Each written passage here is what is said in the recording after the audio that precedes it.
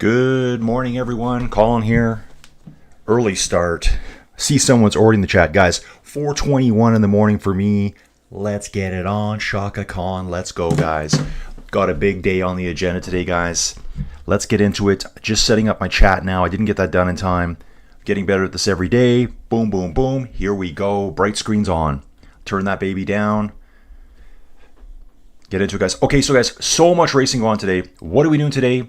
2025. It's the 4th Tour de Romandie Feminine.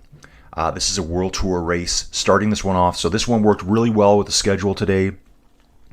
We do have the chat up and running here. Let's see who's here first. Robert. Robert is in the mix first. Welcome aboard, Robert. Good to see you back. How's Oregon doing? Dude, that's so early for you. I thought I was up early. I got to close some crap here on the chat thing on the side. And we're going. Robert, heck yeah, I'm waiting. Bicycle racing at 3:30 a.m. I'm in. Dude, we're earlier than that. 3:21, bro. Let's go. Guys, this is going to be so much fun today. Still getting situated here. I need to just slide this over here. Do a quick update. And here's our stats. Guys, I think our first rider might be in. So this actually started at 12:09 local time. Obviously in Switzerland. In Romandie, three stages to this race. It's a Friday, Saturday, Sunday race, so I'll be able to cover all of it. It's going to lead to some double stream days, but I'm okay with that. I could do a triple if you want it. Let's do a triple one day. And first rider went out at 12:09 local time. That's 4:09 in the morning for me. I just rolled downstairs, was tweaking the Starlink. I think I've got the Starlink working now so that it won't reset every day at right after 5 o'clock in the morning, because it would interfere with this. So on course right now, last time through, at 12 minutes 14 seconds, 0.5 seconds, Lara Stigger here. Austrian rider, rides for Team SD Works Pro Time. Looks like she's had a very, very sparse year of racing. Way back in February, she raced at Valencia. There's a stage race there. I think it's 5 stages, and she DNS, did not start stage 4. And the fact that she's been off this long, I think she probably got injured. I don't know enough about women's cycling yet. Let's put that in there, guys, yet. If you look at the detail profile at the top of the screen, kind of like the cross section as I would call it, you can see all the riders moving along the course right now. We don't have any intermediate times. So this is just going to be a matter of sitting and waiting and watching the riders come in. We'll watch them all happen here, guys. Let's take a look through the stats. Let's browse down through all these juicy fruit stats, as we like to call it. Here's the key one, guys. So I've mentioned a few times over the past week, I just kind of browsed the Tour de Romandie, and I'm like, okay, so they got a 4.4 kilometer stage. Got to check one thing here, guys. One thing to check. No, I'm on screen. That's good. In fact, let's make me bigger today. Yeah. Ooh, wow. Ooh. How about that? We're going to go with that. If it's in the way, guys, just let me know. So I was kind of looking at the stages going, okay, at least I got a time trial. I like that. But why is it 4.4 kilometers? I didn't actually look at the actual profile of it. I thought, okay, 4.4K, 280 meters. Oh, it's a bit of an uphill, but take a look at that puppy right there on the left-hand side of the screen. They start at 4%, 6, 9%. They hit over 10, 11, 12% on multiple occasions there in the first 3 kilometers. Tiny bit of flattening and actually a little bit of downhill at about kilometer 3.2. Then they kick again to about 5 to 8%. The hard part's in the beginning. Last winners of the Tour de Romandie Feminine. We've got Ashley Molman here, Demi Vollering in 2023, Lottie Kopecky in 2024. Who's it going to be this year, guys? Who is it going to be this, guys? And I'm actually going to have a little quick look here. Guys, learning so much about women's cycling here. Yeah, 281 meters in 4 kilometers. So that's pretty, that's tough. Just need a refresh here, guys. Okay, come on. 2 riders through so far. We got first rider through still at 12:14. Second rider was 1 minute 10 seconds behind.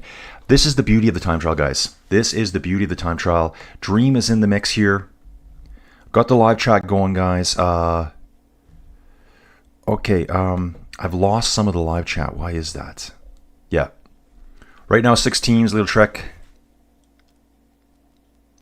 Oh, Robert. Okay, Robert, what's this all about? Robert's saying right now, 6 teams, Little Trek Canyon, blah, blah, blah, will be technically disqualified. It appears the argument was the use of new safety tracking, the UCI imposing new regulations on the teams without proper consultation. Okay, so is that still going on? Dream's here. Hey, Dream, nice to have you here. Dream, the expert of all things women's cycling here. So yeah, Dream, I was just saying, if you heard there, this is a pretty actually awesome TT. Early in the week, I was kind of poo-pooing it. I'm like, 4.4 kilometers? It's like, come on, guys. At first I kind of thought, what, are we making it short because it's women's racing? They can go further. However, I think it was the Giro Donne. They had a short one there too, and it was flat. I think it was like 7 kilometers. No. I don't want to see under 10K time trials unless it's straight uphill like this. So this is a pretty good idea here. This gives all the riders a chance to shine. Even though it isn't uphill. Ooh, check this out. Last time, so I'm going to have no time checks except the end, which is probably fair enough today, guys. Laura Steger first at 12:14. Just knocked off her perch by Sheila Gutierrez by like 0.13 of a second. Yeah, it does that every time on these leaderboards. I think if I do it here, I'll get through. Yeah, if I do it there. Movistar rider here. I'm going to call her, maybe they pronounce it Shayla, but Sheila Gutierrez. Movistar rider. She's 31 years old. Not shown to be a great time trialist, but she has an okay climb. She's okay in the hills. These short time trials are all about just how much watts can you drop. You don't really have to be the best climber in the world to take these guys on. It's kind of like, be a good climber, be a good time trialist. Dose your energy. Four dudes, let's call them that. 4 dudes just through. Oh, we got a nice picture here too. We got some pictures coming through this time. I can't believe it. Fact about Laura Steiger. In 2018, Laura Steiger won the women's junior world title in both the road race and the cross-country event. Both races were just 22 days apart. Had no idea. Last wins by riders on the start list. Bobnar, Corner, Baril, Benito, and Niedermeyer, all national champions for their respective countries. Oh, let's look at this, guys. Always going to have a slight bias towards the Canadians, just because I think I know them somehow. This rider here, Olivia Baril. She just won the national championships in Canada, individual time trial. It was 28 kilometers, so yeah, that's getting to be a nice length of time trial. I will go into the start list again. Guys, let's just touch on this quickly. Take a look at today. This is insanity today. So we're now on the main page here. I hope you guys are seeing what I'm doing. Yes, you are. Tour of Romandie Feminine's on right now. Tour of Denmark Stage 4 actually has started about 10 minutes later. That was an alarm I set. I don't need no stinking alarms, guys. It was set for 4:30. I got up at 3:15 for this, guys. 3:15. That's how I do it over here. Okay, so Dream's saying, oh yes, the GPS tracking, 1 rider per team has to have it. So have they refused to put it on their bikes? Let me know about that. I noticed the chat's been kind of goofy. Chat disconnected, reconnected, chat disconnected, reconnected. So hopefully things are going okay there, guys. Like I said, I did mess with the Starlink, and enough about that. So we got Tour of Romandie going. Tour of Denmark started about 15 minutes later. That one's a huge stage today. It's not, well, there is a good amount of climbing. I think there's just under 1,900 meters of climbing. But it's 227 kilometers, that stage. Like, that's a big stage. So they're going to be 2 hours into it minimum by the time I jump in there. I have to kind of guess how long this event would take. Robert, good morning first. Thanks, Colin. You the man. Hey, Robert, good to see you, man. So yeah, so there's something about GPS tracking that they have to use, and I think what Robert's saying here is that 6 teams have said, nah, you didn't talk to us about it. So let's see what happens. Again, Tour of Denmark is on at the same time, so I'll jump into that one after this. I do have 2 streams prepared today, and they're both public. We've also got the Czech tour going on. Stage one won by Luc Lamperti just yesterday. I've actually done a bit of research on Luc Lamperti. He was racing at Gastown Grand Prix here out in Vancouver. Later today, the other big race is the Circuit Franco-Belge. That's a good race. I can't do them all, guys. They're going to conflict here. So the Tour Denmark and the Circuit Franco-Belge started basically within 15 minutes of each other. Okay, we're getting back in, guys. We are getting back in. Let me jump back. We saw Olivia Baril here. How are times looking now? At the finish here. So Sheila Gutierrez has just been dropped by 0.24 of a second. Oh no, sorry folks. 24 seconds by this rider here. Looks like a New Zealander. It is a New Zealander. Michaela Harvey just absolutely smashed it. Absolutely smashed it there, guys. So I'm going to look at all their profiles. 26 years old. SD Works Pro Time. Been in the World Tour now for 6 years. Conti before that. Just looking at some of her results here.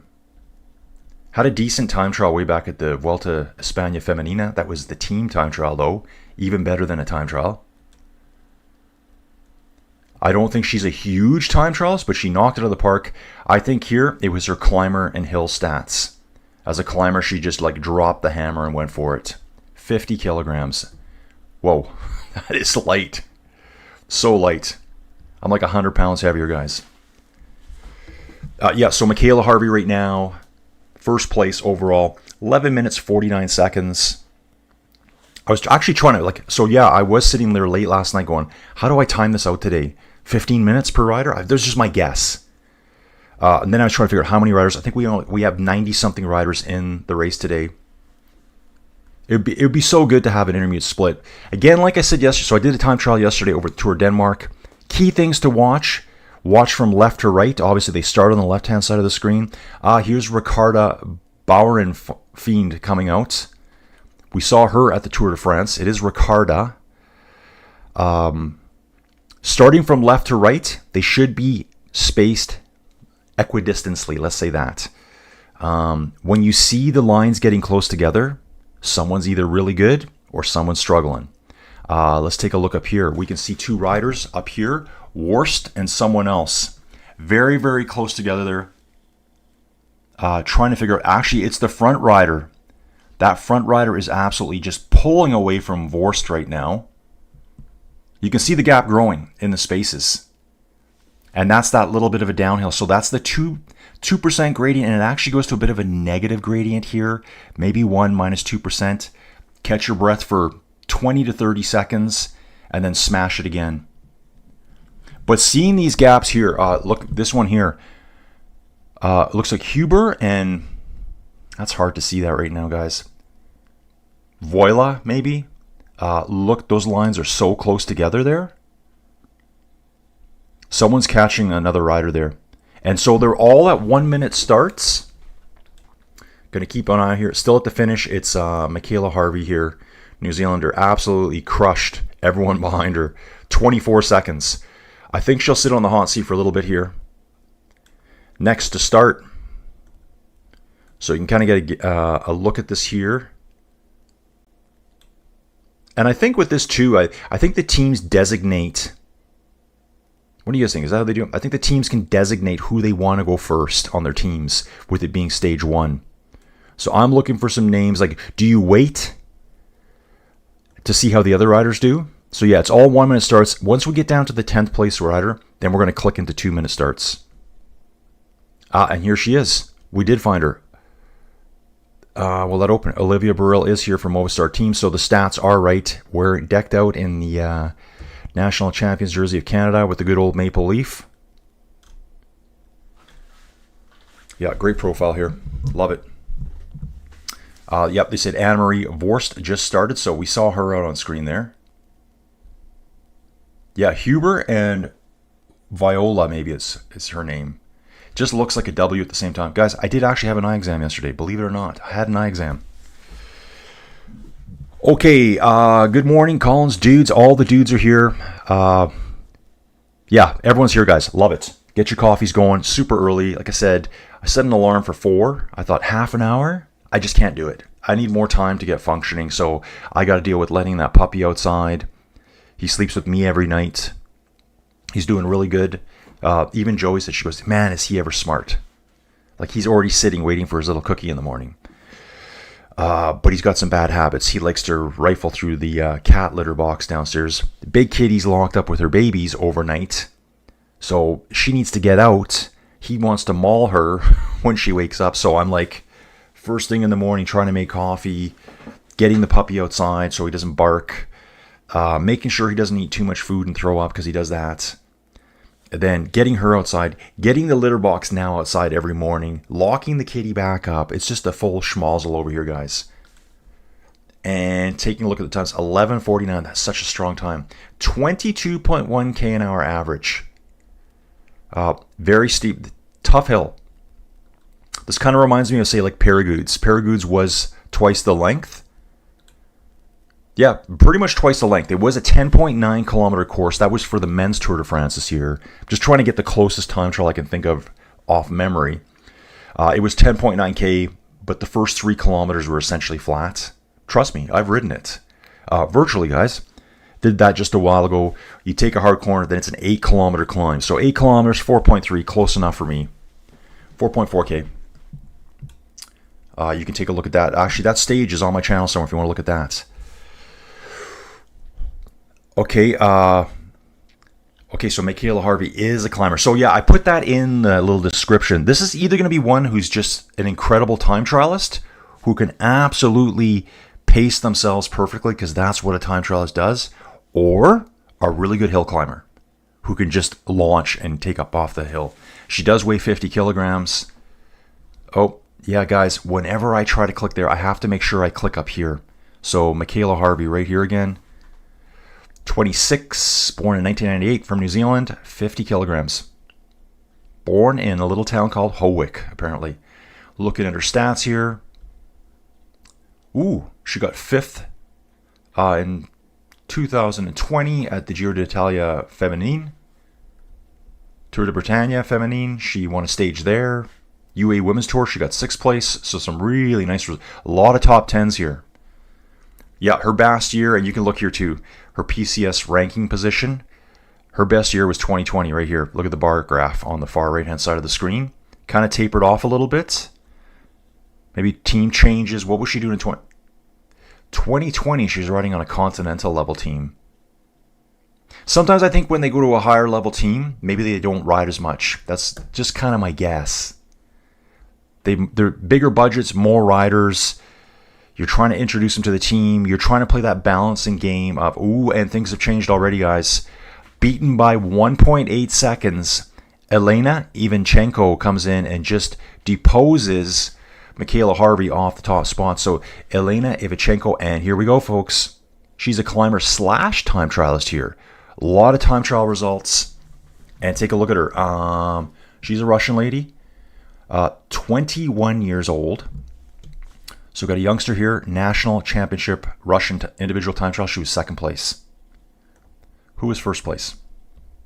1st place was Natalia Frolova. Will we see her? I don't think so. Don't see her there anywhere. But yeah, 2nd place Russian time trial championship. So obviously he's got some speed under her here. So yeah, she's sitting in 1st place now at 11 minutes, 47 seconds. Guys, what's the best time we're going to see today? Anyone got any guesses? And I'm going to back up a bit, guys, because I've missed some stuff. Yeah, so the GPS tracking is in question. Yeah, double stream for sure. Dawn, there's going to be a double stream today. There's going to be a double stream tomorrow. Sunday, there will probably be a double stream. That will be the finish of the Tour of Romandie, and I think I'm going to do the Hamburg Cycling Classic. 1-day race. Oh, Robert here. If you can't beat Worst, I don't know what to tell you. Okay, so that's saying Worst is not a great time trialist.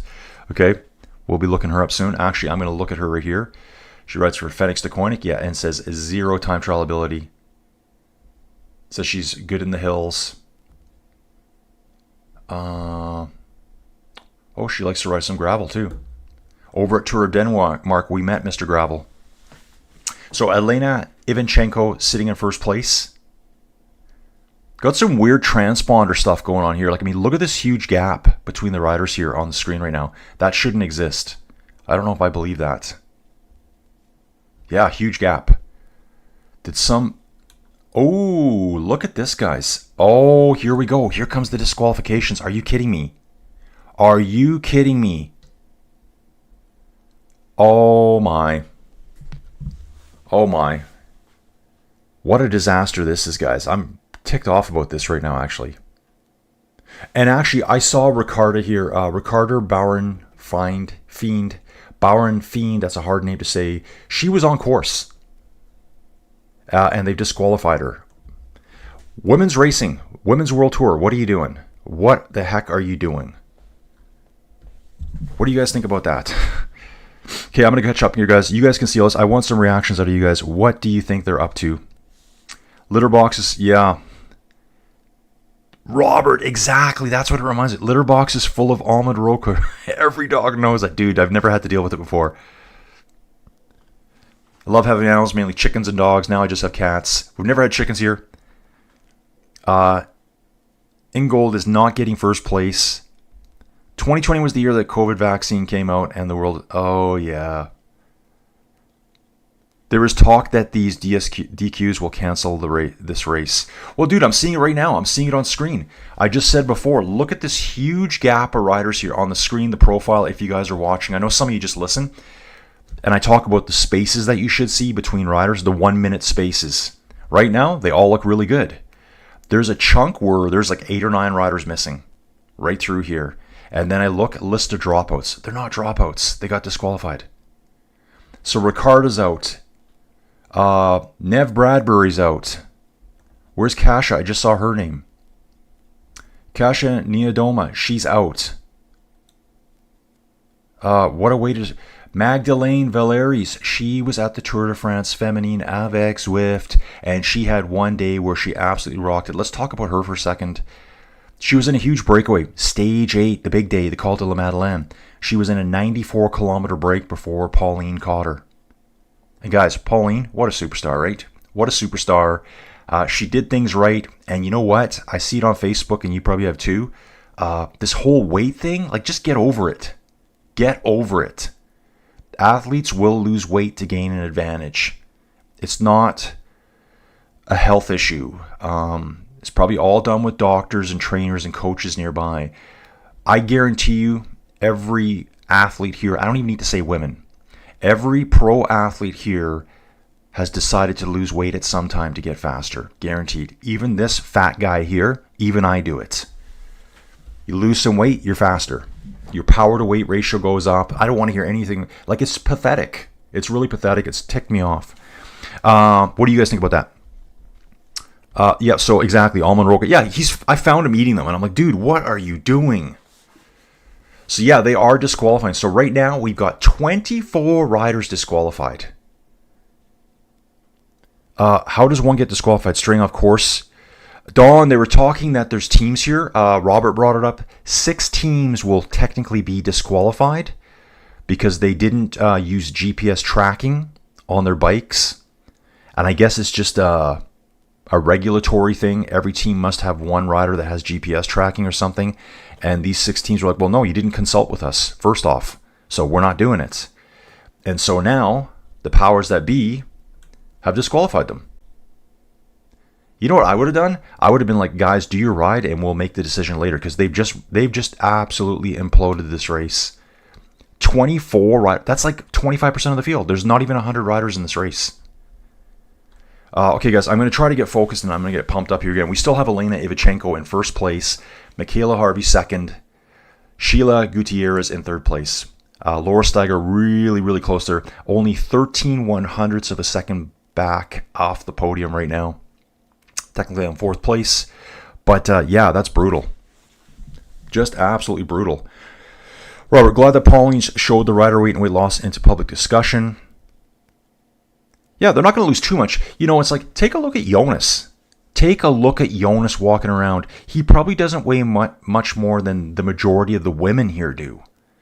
He's tiny. That's just what they do. This has been a trick for years. Look at athletes who weight cut.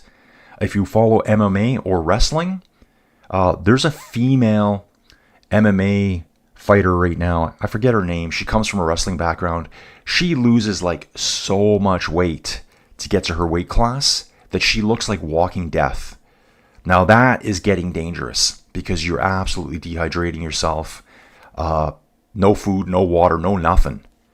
Steam rooms, saunas, monitored. People are passing out all the time just to make weight. But they've trained themselves to do it through all their wrestling years. Robert saying, how does one rider per team with GPS help solve anything? Yeah, exactly. I don't even know what the point of it is. Don, no transfers. I guess these ladies won't know to stop running unless their team card. Yeah, so, well, I don't even think they're going. Because I'm not even seeing their names. Okay, I'll watch for their names. So next to start, I'm going to try to compare them. But I did see Ricarda out there. Ricarda did put a time in. They've already disqualified her. She was on course. So who else here will be disqualified? Like, she would have been well done by now. Again, so you can see here at the end of the screen, that's too much of a gap. There's riders there that were disqualified. And look over here. The first rider on the left-hand side, her name is Pate. She's got no one behind her. That's because they're all getting disqualified. What a disaster. This is World Tour Racing, guys. World Tour Racing, not Gong Show. Yeah, Don. Jonas is 132 pounds at 5'9". Guys, I don't want to pick. I'm not going to pick any woman's name out here because I don't want to. I mean, they are athletes. I don't care if they're men or women, but there's women here that are walking around at 60 kilograms. That's the weight of Jonas, and he's probably significantly taller than them, even though he's kind of a short dude compared to some of the big hitters out there. I mean, 5'9" is, well, that is technically average. That is average height here in North America, I believe. But yeah, 132 pounds for him, and he's a man. So, what was Pauline? I think she's probably around 50 kilograms, so she's 110 pounds. Maybe she's a little bit lighter. Yeah, guys, it's all power to weight ratio. Keep your power the same, which can be hard to do if you lose too much weight, but there's a fine line. Now, she lost 4 kilograms. That's 8.8 pounds. And she did it over months. It's not that hard. But now I'm hearing all sorts of weird stuff like women's health things. We got to monitor their health better. Okay, fair enough. Then you better do the dudes too, because they're probably doing worse stuff, cutting weight. Why new communications with all the teams? I have no idea what's going on here. Yeah, mass disqualification due to technology. Yeah, so guys, up at the top, you'll see in the chat. I'm going to go find it again for you here. Robert said earlier today he jumped on. It's the very top of the live chat. Right now, 6 teams: Trek, Canyon, EF, Soudal, Visma, Lisa Bike, and Team Picnic. The 6 biggest teams really will be technically disqualified. It appears the argument was about the use of a new safety tracking system. In case they get lost on the course, guys, I guess they're going to get lost, so they need it for safety. With the UCI imposing new regulations on teams without proper consultation. So these teams are just standing their ground. It's probably like a matter of principle, like, well, if we let them do this, if they just ram this rule down our throat, like the government does, not political, they'll try, what else are they going to do to us? What else will they try next? So there are riders still going, but I'm still seeing big gaps that shouldn't exist. Between Pate and Greve here, that's way too big of a gap. There's probably 2 riders missing there. Between Molinar and this looks like a Uno X rider, there's a couple of riders missing there as well. Probably 1 here and 1 here. Wow, that's disappointing, guys. Very disappointing. Tour of Romandie, kind of a fail right now. But at the finish line, we still have Elena Ivichenko in first place. She had an awesome time. Michaela Harvey at 1.8 seconds back. They've adjusted her time, guys. Her time got adjusted. Wasn't it? Oh, no. So that was the other one. Sorry, guys. Yeah, it was Sheila before, Shayla, and Michaela came through 24 seconds faster. Elena Ivichenko was 1 point. That's right. I'm getting distracted here by watching all these disqualifications. How insane. So 24 so far. Femke de Vries, Magdalene, that's the Canadian there. Naomi Rug, yeah. Okay, well, like, let's disqualify her. Let's just disqualify her. How ridiculous. Overall winner of the general classification Santos Tour Down Under this year, guys. Let's disqualify her. Ugh. 7th at the Swiss Individual Time Trial Championships this year. Just insane. Okay, Santos Tour Down Under for the women is only 3 stages. We need more stages, guys. Would you fly halfway around the world for 3 stages? Make it 5. 5 stages. Come on. Come on! Just going to start saying that after everything I say now. Every time I watch Visma Lisa Bike, who does it to? Lars Boom. I think he's the DS for... Is he the DS for FDJ Suez? So guys, I do my research. And it's not because I just do it for the videos, because I'm fascinated to know about the women cyclist. I think I was watching the UAE tour. I think that's what it was. It was in the deserts. It could have been UAE. Maybe it was the Alula tour even earlier. And he says it all the time too. Come on! Come on! No matter what he says, he throw a come on at the end. Okay. I guess they will still race and decide tonight. Rug is a host. What does that mean? Rug is a host. Robert, this is bad. There will be a fall. All the effort and expense to get there, and now DQs. Their top rider now without Rooser. Oh, she's their top rider now without Rooter. Dream, I'm brain dead right now. I was reading your word, she's, and I was thinking in my head going, Shez, that's a weird name. Shez. She is their best rider. Let's take a look at Movistar, guys. See what they've got here. I'm going to bounce into this one here. God, maybe I'll go do the Czech tour, guys. God, I hate to say it, and I hate to be kind of a dick about it too, but like, come on, get your act together. That's brutal. Dude, there's Olivia Burrell there. And okay, Rogue. Okay, what team is she on? I missed that. Wasn't she SD Works? EF Education. Okay, I was looking at this rider. Naomi Rug. Wow, that's pretty sad what they're doing here. Well, and the thing too is that they're giving them DQs right now. Guys, their transponders aren't on at all. So I don't think they've ridden. I really hope they let them ride and their transponders are just turned off as principle. Because if they've made them all stop and wait, if they've made them all, guys, here, I think Flow Bikes is on pretty early this morning, and I've just forgotten about that. I think it's on in 5 minutes. I'd like to see if they're going to show people being held back, because that's kind of what I think they've done. But I also think they probably letting them ride, transponders turned off as a DQ for now, and they'll probably all get reinstated later. Let's just really hope.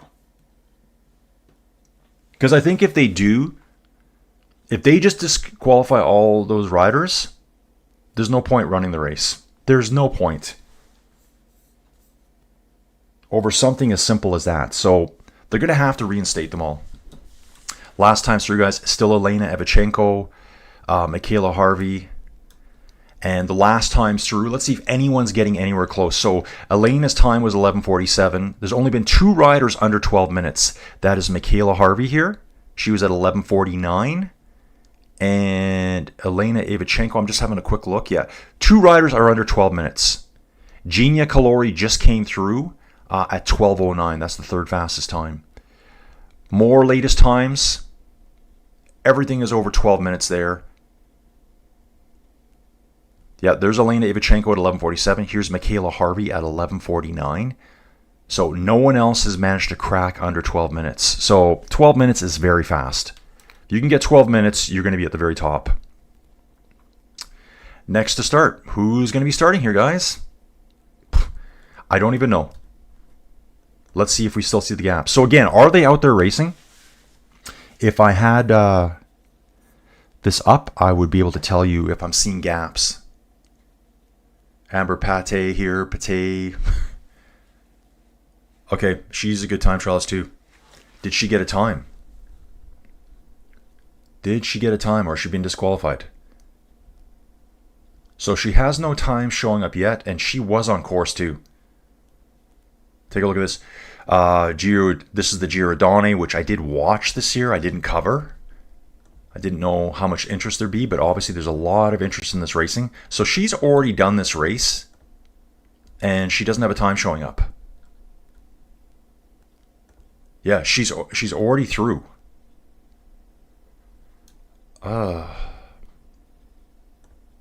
Yeah, she's a good time trialist there. Best result. Second place, second place, second place, 6th, 8th. Amber Pate here for Liv Alula Jaco. You know, she's kind of a, you know, not fully maxed out time trialist, but she's a good GC rider. Kind of an all-rounder. Not much of a climb. But her time's not showing up at all. Guys. Okay, also worried about Vuelta due to fire smoke. Worth keeping eye. Ooh, really?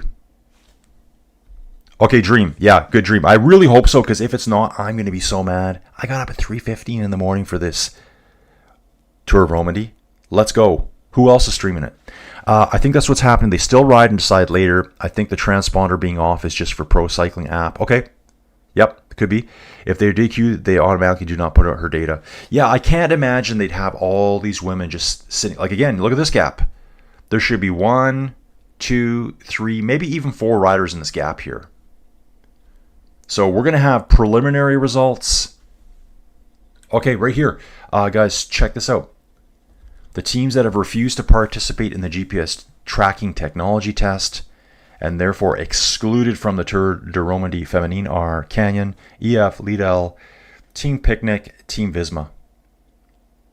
So is it 6 rider teams? That should be 30 riders gone.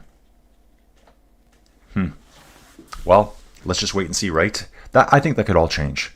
I think when they realize this rule we're trying to enforce is going to destroy our race, we can't have that. I mean, the UCI is pretty powerful, maybe too powerful. So again, 2 riders under 12 minutes. Michaela Harvey? Don't do that. Let's find her name elsewhere. Michaela Harvey, up on this one. This should work. Basically a climber with a decent TT behind her. You know, she's got like 3/4 bar on climber, 3rd bar on TT. So good at kind of doing both, good at dosing her effort. Don't do that. Okay, guys, sorry about that. And I'm going to have to back out of here again now and get back to the actual thing. And go to live stats again here. 26 degrees out, so it's not like this is an easy climb up this hill, guys. Okay, it is showing times for Amber here now. 12 minutes, 33 seconds, so she was 45 seconds back. Those top 2, they're fast. They are very fast. Both riding at basically 22.1 kilometers an hour up that climb, which was super steep, guys. I'll show you the gradient back here again. What is this showing me?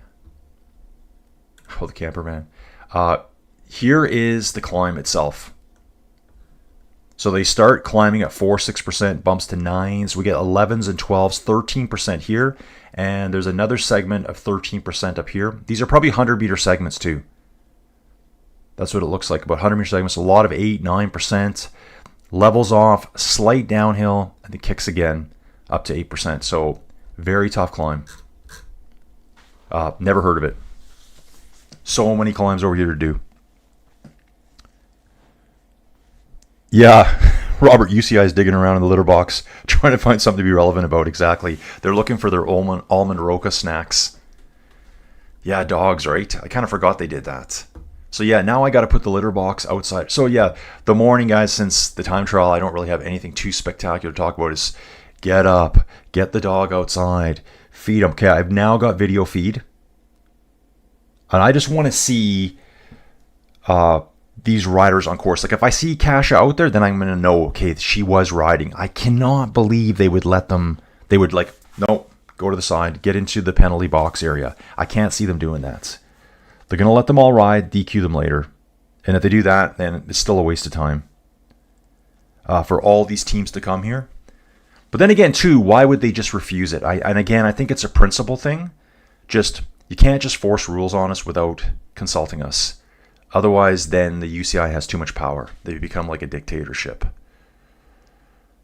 Yeah, so you can see the gaps again. 2 riders actually close together. Schempf and another rider very close together, about midpoint of the screen. Kuiper's behind. Moritano, 30 seconds to the feed, actually initiating. We just have the scenic countryside there of Switzerland. Do we have any other? Yep, still the same time, guys. No one's even getting close. What were the closest times back? Oh, yeah, like...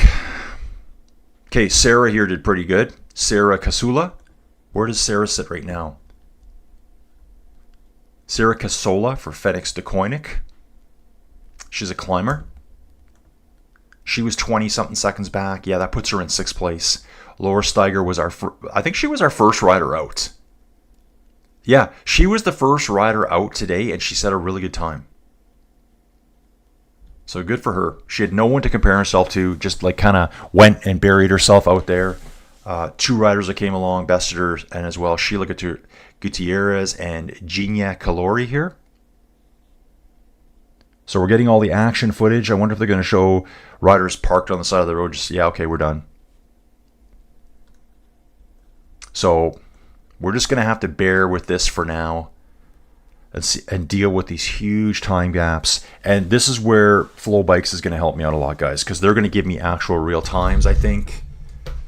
Let's get this dumb boom mic thing figured out again. They're going to give me actual times that I can tell you about, because right now I'm not getting them here through the transponders. This boom mic is driving me nuts right now. So stage 1 is our time trial, Huémoz to Villars-sur-Ollon. Stage 2 tomorrow looks brutal too, guys. Conti to La Soumas. Massive climb, another climb I've never heard of. I think they call it a Category 1 climb. Way tougher than a Category 1 climb. So that must be today's stage. Yeah, that's today's stage. Down flat. Sorry, climbing uphill though, but in a valley system. 4.4 kilometers. 281 meters of climbing. Robert retracted a message here, probably talking about almond roca. I'm enjoying a s'mores Pop-Tart this morning, a delight that I'm sure Jonas and Pauline have never experienced. Exactly, right? Yeah, like every day, and I know a lot of it's clickbait, but like some of the stuff I see on Facebook now, one yesterday, you guys probably saw this, Marlon Rooser blast Pauline for losing weight. I don't think she blasted Pauline for losing weight. Hopefully Dreams got some insights into this. I think she basically said, wow, she's put a lot of pressure on us. And I think they said, oh, what, to lose weight? Maybe they do need to lose some weight. Maybe that's just the reality of cycling. You got to lose weight. There's no one at the top that is walking around with a paunch on them, with a big pot belly. You got to be lean in this kind of sport. And already they're already lean. They're already trying to do that. Oh yeah, I hate seeing this here. Today's favorites by number stars in the fantasy game. Okay, Juliette Labousse was the favorite. Kasia Nuidoma here in second. They crossed out her name because technically at this point she's disqualified. All these names here. Neem Fisher Black. Rianne Marcus, Tour de France. Anna Henderson. We saw Neem, Lidl Trek rider, a lot at the Tour de France. Elise Chabet is still a favorite, not crossed out, so I guess they've decided to use them. Yeah, because same team as Juliette Labousse. Nothing's changed. Ooh, we do have one change in the standings here, guys. This rider here, Swiss rider, came through. Okay, I keep doing that every time. Colin, get your brain straight. Jasmine Lichty right here, just came through and set a really good time. Continental level rider, guys. Sign me up. Sign this lady up right here, guys. I think her TT stat's going to go up. She just came through at 12:06:36. Puts her into third place. Just knocking her countrywoman, off of the standings. Genia Calori is also Swiss. And take a look at her. She's on the same team. Same Continental level team. This is her first year racing Continental. Awesome. I love seeing stuff like this. She's 22 years old. Basically done a couple races this year, and she's right up there. So love seeing that. Very little stats on her right now, guys. Okay, so we are seeing Olivia Burrill out on course for Movistar. They were not. That is a team that did use the GPS stuff, so she's good to go. I'm just gonna look and see if I see any Canyon riders, EF Education, Lead Out Trek, Picnic, or Visma bikes. So if I see a yellow jersey, I'll know they're riding. Now, who is next to start? Okay, so next to start here, Ella Wiley. Okay, I do know this name. She's next to start. Easy to spot in a purple jersey. Let's see if they show her go out. We got Evie Coopers here. Kuipers, I should say. FDC, is that... that's not FDJ, is it? FDC, I'm not sure what team that is. Oh, more numbers changing now, guys. Morgaine. Oh, Colin, please stop doing that, dude. Please, dude. So, Morgaine Coston, go to the top, dude. Go to the top. Roland. Okay, this is a smaller team here. Smaller team. 34 years old. Got the experience behind her. Not a lot of TT ranking, but check out her climbing ranking. So, 47 kilograms. Yes, that's how you do it. When you're a climber, you got to weigh very little, guys. That's just the reality. And if you don't like it, then you shouldn't do it. This is what it takes to be a world-class climber. You need to shed the weight. What do you think Marco Pontani weighed? Nothing. I can think of so many men's cyclists. Dominique Pozzovivo. That dude is like 50-something kilograms. Full-grown man. Like, tiny. They weigh the same amount that these women do.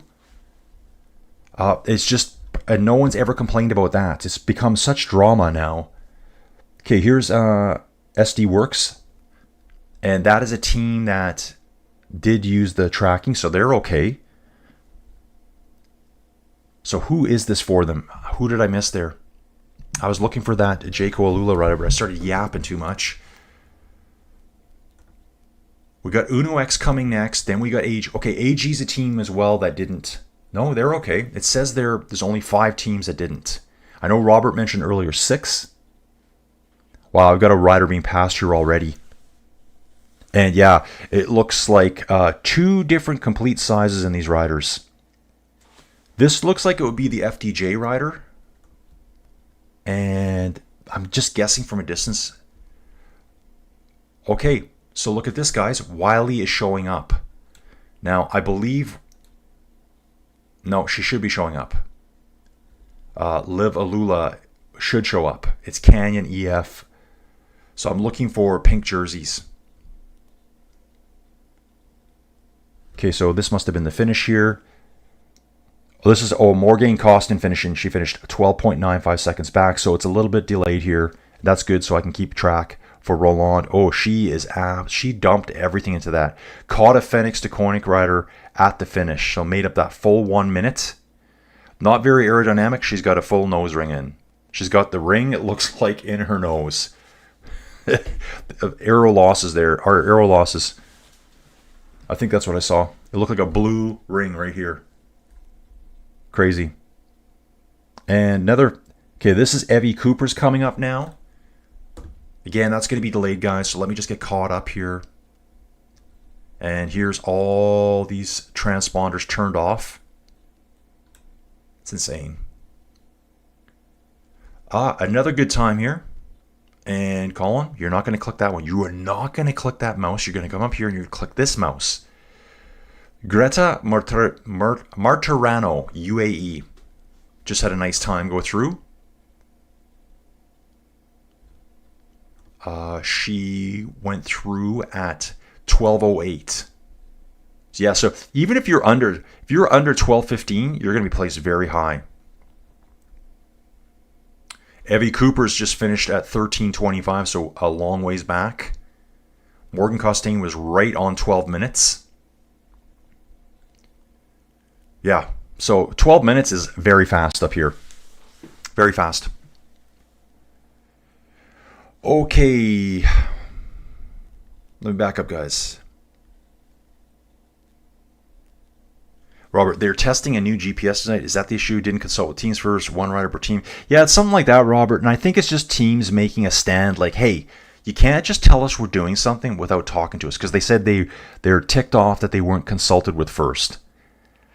I guess that if they just allow the UCI to implement this, the big teams, then the UCI can do whatever they feel like.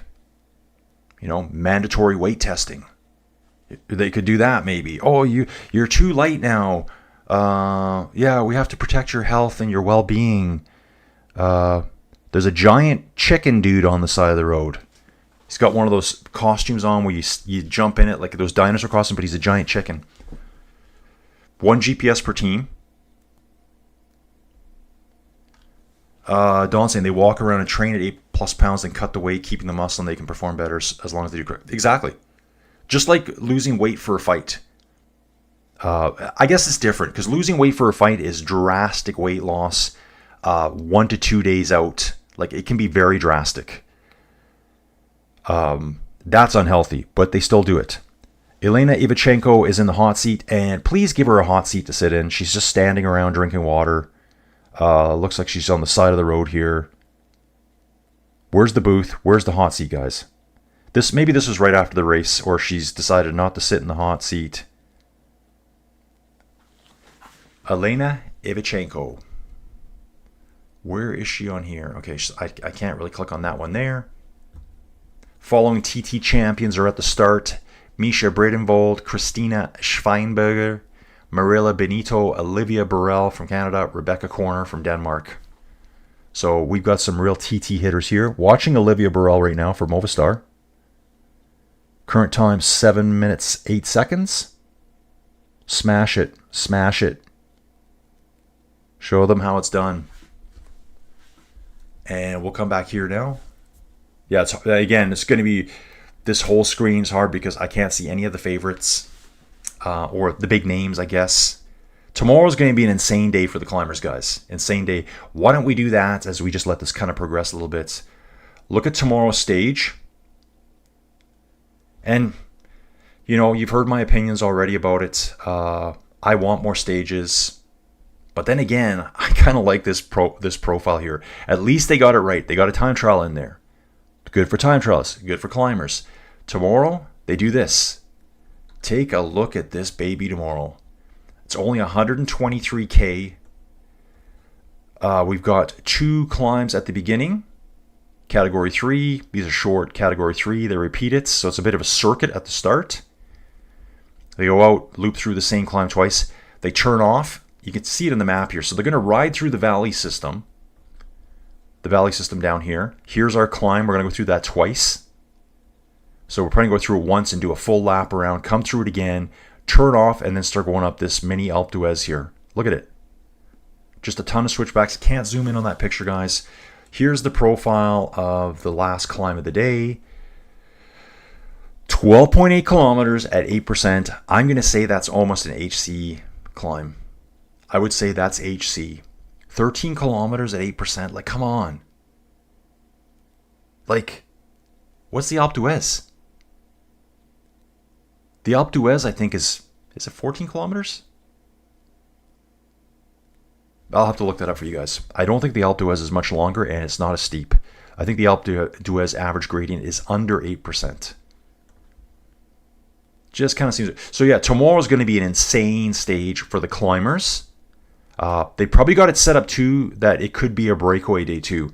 The breaks are going to try to get away from the climbers. Then stage 3, still got a good chunk of climbing, 1,466 meters. Let's see if they got this as a circuit race as well. Le Châtel. Yeah, we go through Le Châtel twice. Oh yeah, it is a circuit. You can see here, Le Châtel once, La Rasse, Le Châtel for the second time, La Rasse again, and we finish up Antagnies. So breakaway, just a hard stage. Very lumpy tomorrow, hard stage. And I swear that name, Le Châtel, is so familiar to me. Didn't we go through there at the Tour de France? Just sounds like it to me, but obviously this is the Tour of Romandie. We're in Switzerland. We didn't go into Switzerland, so just the name is just the same. Not the same place. Let me get back in here, guys. Jump back into the stage and see what we got going on here. See if we got any other changes. All the same. All these names are the same. Okay. I'd love to see some more details coming through here. Olivia Burrell now still riding. The camera's been on her the whole time. 10 minutes, 38 seconds.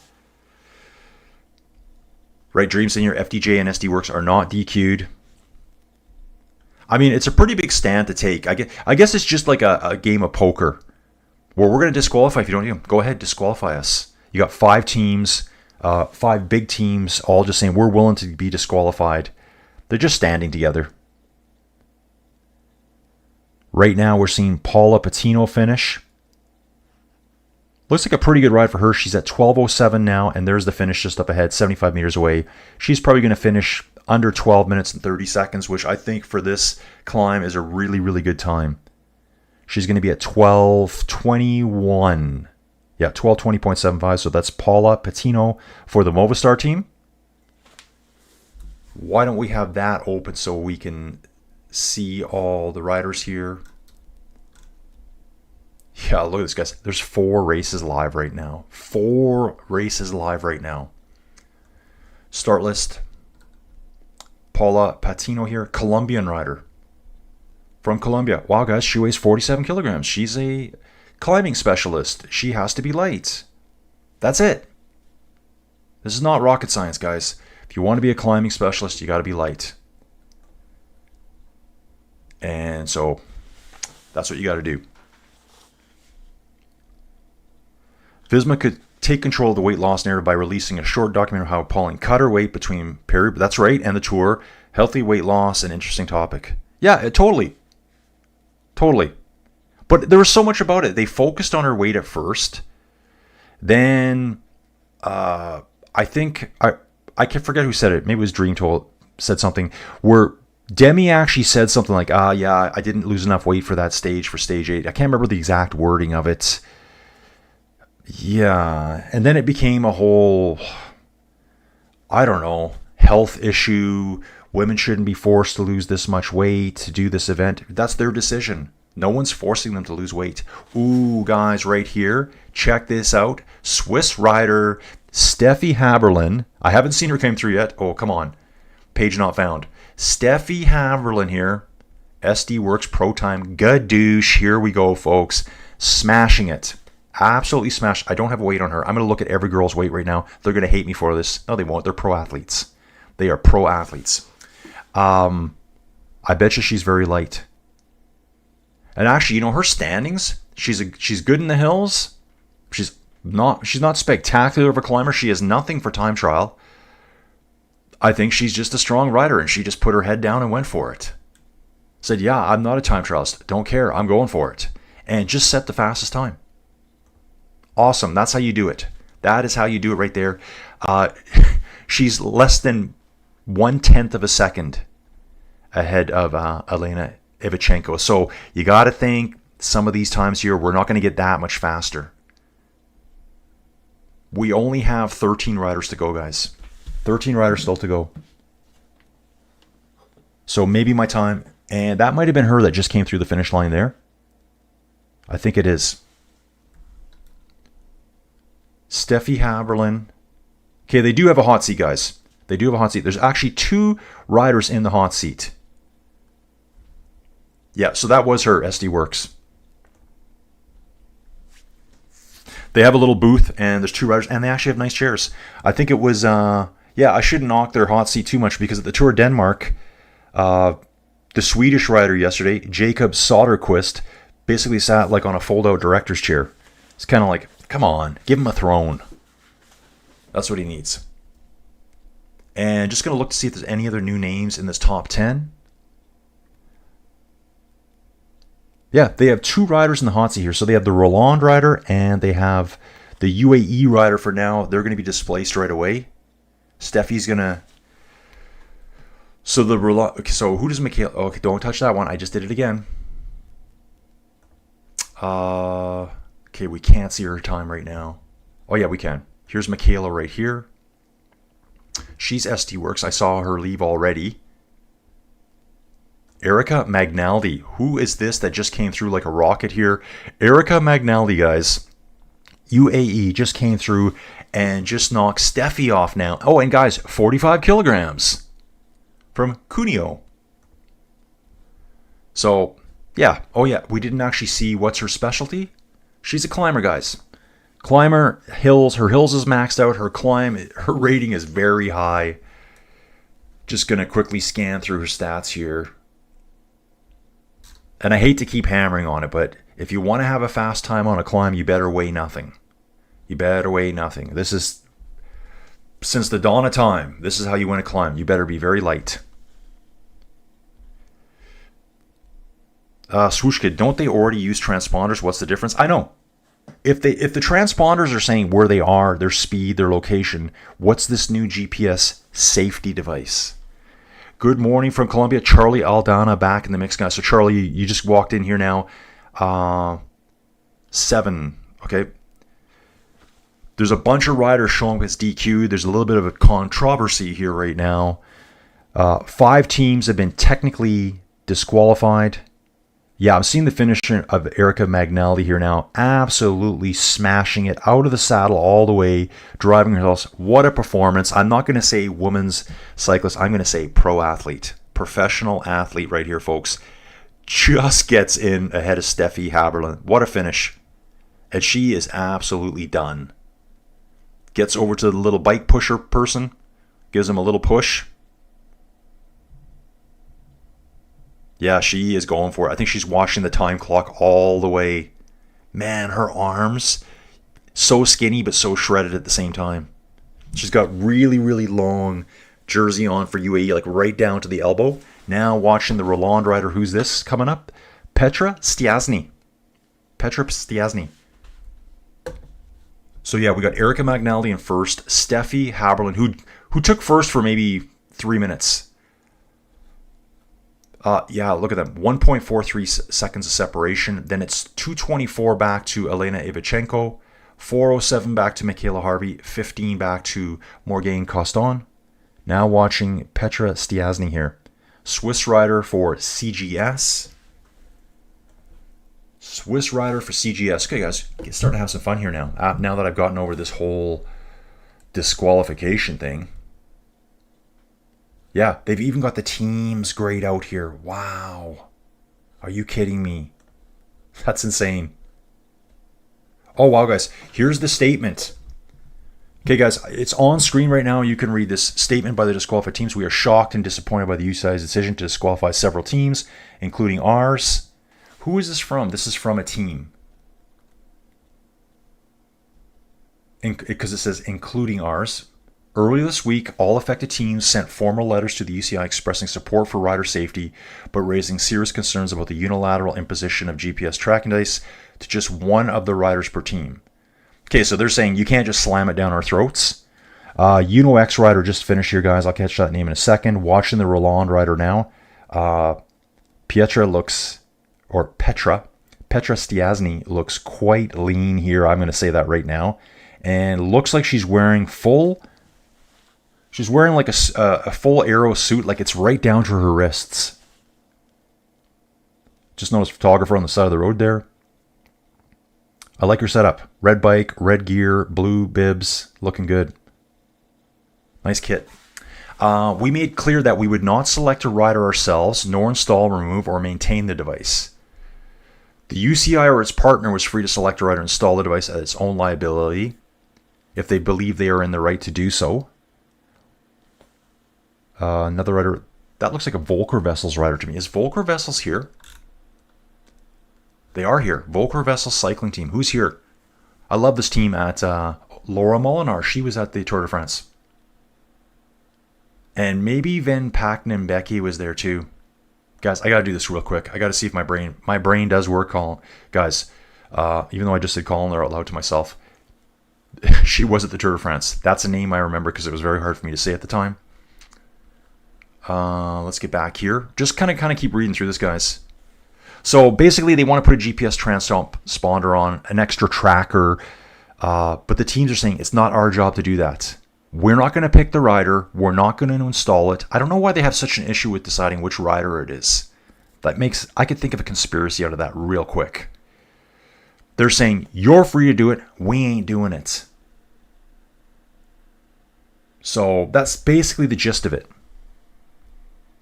Charlie, okay, yes, Charlie's still here. Charlie's the latest person in today. Okay, guys, I'm just trying to catch up. I'm reading that there. Okay, so here we go. We're back, guys. Dream saying transponders have a limited range. Robert, the 5 teams that were disqualified by you, sir, were disqualified not for refusing the mandate, but for not nominating which rider should carry the device and asking UCI. Yeah, it does say that in the thing there. They say, yeah, we're not picking the person. You pick the person, but you also got to install it. So they said, we're not using our mechanics to install equipment that you want to mandate on us, which I kind of agree with. I agree with that. Like, basically, why is it their job to install it? You're just making extra work for the team. If the UCI wants to implement these extra rules, it should be on their dime, right, to implement the rule. Just looking at the stats again here. Looks like we do have one new rider come into the top 5. Maria Benito here looks like a Spanish rider. Yep, don't do that to me. Mira Benito right here. Yeah, AG Insurance Sudal team. Time trialist with a half decent climb on her too. And guys, hopefully when I'm saying this too, I'm not poo-pooing anyone. I'm just looking at the bars going, yeah, good, decent, awesome. No time trial, I'm just looking at a bar. She could outclimb me any day of the week. There's just that. Let's just leave that. Let's just park that there right now. So Robert's saying that's from Vaughters. Yeah, so it did say they're not going to pick the rider that has to use it. I don't know why. Okay, so Urska just started. Urska Ziegart just started. Oh my, who's this here? We just had a new big hitter come through, guys. Okay, so it must have been just weird timing. They were showing, yeah, it isn't this rider that just came through. I just saw someone finish and all their times were green, so kind of thought we had a new fast rider there. That maybe was a replay from earlier and they just showed someone else's name. Yeah, so they didn't want to nominate the team. The team didn't want to nominate their rider. Again, that's kind of weird to me. Just say whoever. Girls, pick a straw. That's all you got to do. And then, but yeah, the UCI should have their mechanics install the device. They don't have the money for that. So they're not going to send people out to do that. It's kind of like the testing. Where's all the testing devices? They always talk about that too, and I've heard the podcast about it. The dude went around and said, okay, can I get the results for the testing on every stages? Remember I was talking about the podcast Ghost in the Machine? A lot of the races said there was no testing, or we never got results as to what kind of the test results were. More conspiracy theories from Colin. For not nominating which rider should carry the device and asking us to nominate the rider. Difficult to understand, agree. Yeah, Don, exactly. They just don't want to be told, hey, you're doing this no matter what. Because what will it become next? That's what they're worried about, I think. Yeah, and why didn't the UCI appoint the leader if the team does not want to? Yeah, just put it on the leader. Just say, okay, guys, we're going to put it on the rider that wears bib number 1. We don't care who it is. If you want to change bib numbers for whatever reason, go ahead. It's going on the rider that wears bib number 1 for each team. That's it. Watching Urska right now.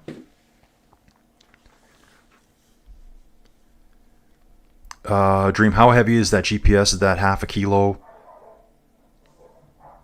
Dog's going ballistic.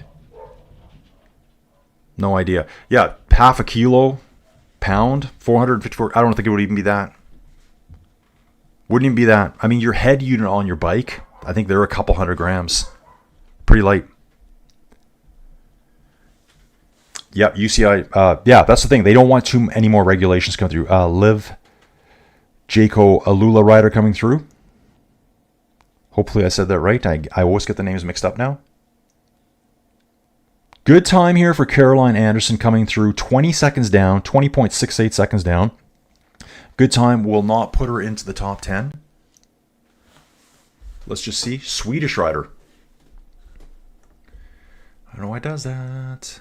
Oh, this is Pietra from before. We watched her. She was at the Tour de France. And she's just riding right now. We're watching her ride. She's through 12:13. She had a good time, 27.8 down. Caroline Anderson was 20.68 seconds down. Gives her 7th place overall. But yeah, Erica Magnaldi here. That's a time.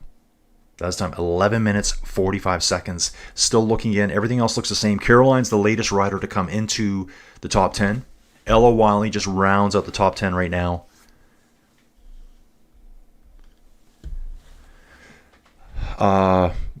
Okay, Dawn's talking about carb limiting. Yeah, if you were carrying the GPS, your bike should be lighter than the minimum. Robert, damn, Dawn, carb limiting sounds crazy, but then, yeah, guys, they're going to try to limit everything. Cycling is a game of weight loss. The whole reason you start cycling is probably to lose weight. That's why most guys my age, middle-aged dudes and older, you start riding bikes to lose weight because that's what it does to you.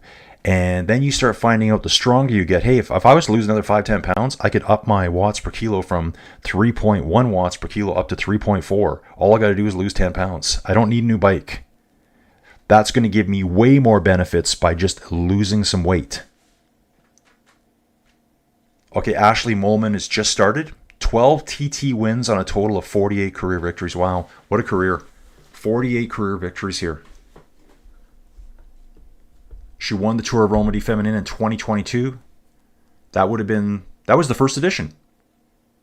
Yep, that was the first edition. So she won the first edition, the Tour de Romandie Feminine. So it seems like in the last 4 years, we've had the big push for women's cycling here. Tour de France Feminine avec Zwift. Femmes, I should say, avec Zwift started 4 years ago as well. Out of the chute here now, AG Sudal rider. And again, if you can't look at these riders and realize that weight is a huge factor in their performance, you haven't been watching cycling long enough. It just is. So we'll jump out of here. Christina Schweinberger through 38 seconds down. Ruby Roseman Gagnon comes through at 1 minute 16 seconds down. Petra Stiasny, I thought she was having a good time. She's 12th overall. Femke Garitz, 22nd. And let's refresh the stats. Let's have a sip of this coffee. We're only on coffee 2 of the day, guys. Only on coffee 2. Yeah, Dream, if they regulate the length of shorts, that's where I draw the line. Yeah, I mean, like Chloe has her short shorts. There was somewhere during the Tour de France Femmes that I saw another rider on that same team wearing short shorts. Because her shorts have a little decorative band. It's got a different color around the bottom of the shorts. Someone else is wearing them too. Pesky lightweight climbers indeed. Very pesky. Very pesky. Patino, Baril, Gutierrez, Liepert, they were Van Vluten's domestiques. Okay, showing Ruby Roseman. So yeah, the finish time behind the stats is probably like a minute and a half back. And that's okay. It helps me keep track of this better. We're seeing another rider coming in right behind them. So definitely within a minute. Christina Schweinberger. So I think she made up the time on Ruby Roseman Gagnon. And she did because she's probably 30 seconds faster. So she was probably chasing her all the way. Okay, Haberlin is an elite mountain bike rider. I think she's new to road. Blankavas, SD Works out on course, guys. Ashley Molman is also out on course.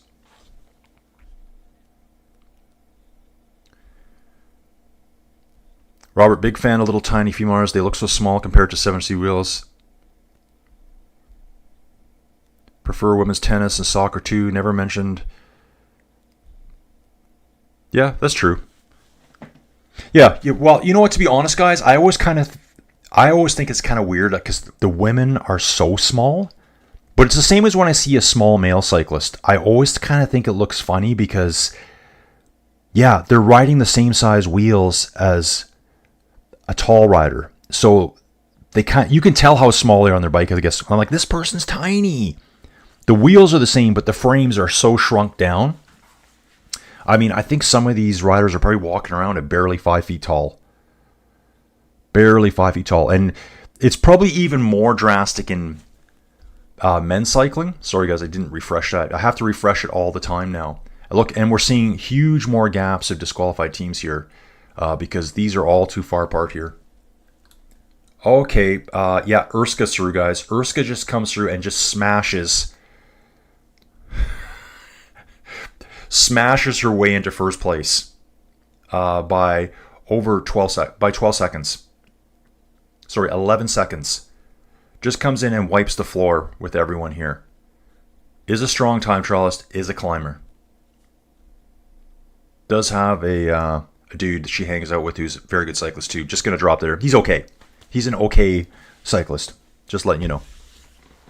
Urska, 50 kilograms. Wow, she doesn't weigh a lot, guys. Shocker. I'm going to say that about every cyclist now. Guys, the weight thing is so stupid. I guess, again, you know, because here it is. You want to keep with Pauline? You got to lose a couple pounds. That's it. You got to lose a couple pounds. Let's just park the rate. Less gelatos after the races, guys. If you want to keep with Pauline now. Every cyclist is doing this. You know, I saw comments yesterday. Look at Chris Froome. Look at Wiggo. Have you seen Wiggo now?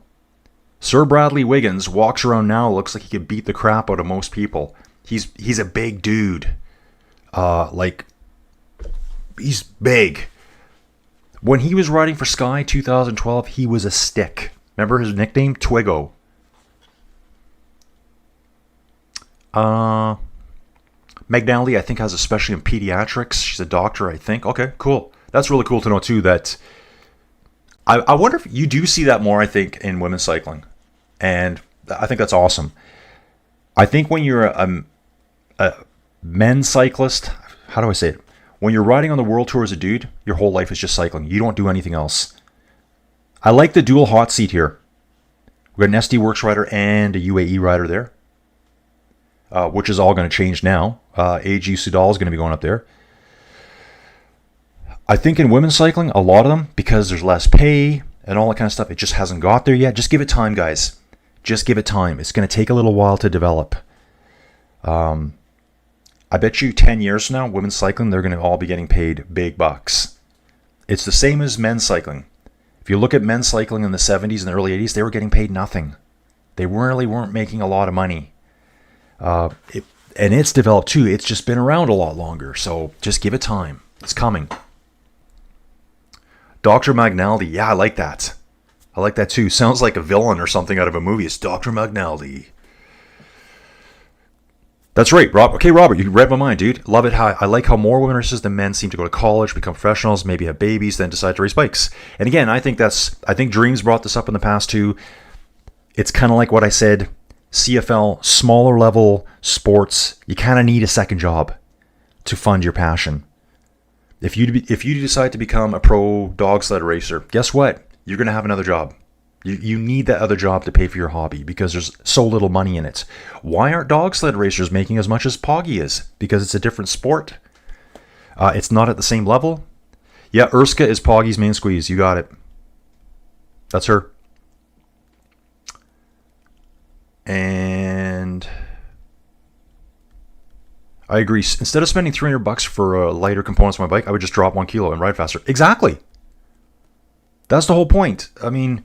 women have known this for years and years and years. The men have known it for probably a couple years longer. And we've seen more of them on TV. Like, go back and look at Chris Froome. Just go back and look at him. It was ridiculous. Go back and look at Wiggins in 2012 and look at him now. two completely different people. And I'm not saying Wiggins is a big fat dude now. He was a big guy. He's a big guy that lost all that body mass to get his weight down. And if you can't do that, then maybe you shouldn't be a bike rider. Okay, new best time. Paula Blassie coming through here, guys. Paula Blassie has 3 career pro wins. Wow. Same time. Well, no. Why does it show the time gap being the same? That's very strange. Yeah, on the stats here, they got Urska at 11:34, and they got Paula Blassie at 11:17. They're saying the same time, but that's not right. Okay, stop doing that. Paula Blassie right here. Team UAE ADQ team right here, guys. 57 kilograms. So slightly heavier rider, more of a time trialist, not a climber. So this rider here, yeah, she's not an all-out climber. She's got the time trial ability behind her. That's what I'm kind of thinking. Bit heavier, more power. So guys, it's a fine line. You just can't all just lose 50 pounds and become pro cyclists either. That doesn't work either. Urska, I think she was 50 kilograms. More of a climber. She does have a good time. It's a combination, guys. Here's Paula Blassie crossing the finish line now and absolutely, blows Urska out of the water. Beats her by 17 seconds. Urska's she's actually in the hot seat. She still has her helmet on. She just kind of gives her head a little shake, like, ugh. One of those, like, are you kidding me?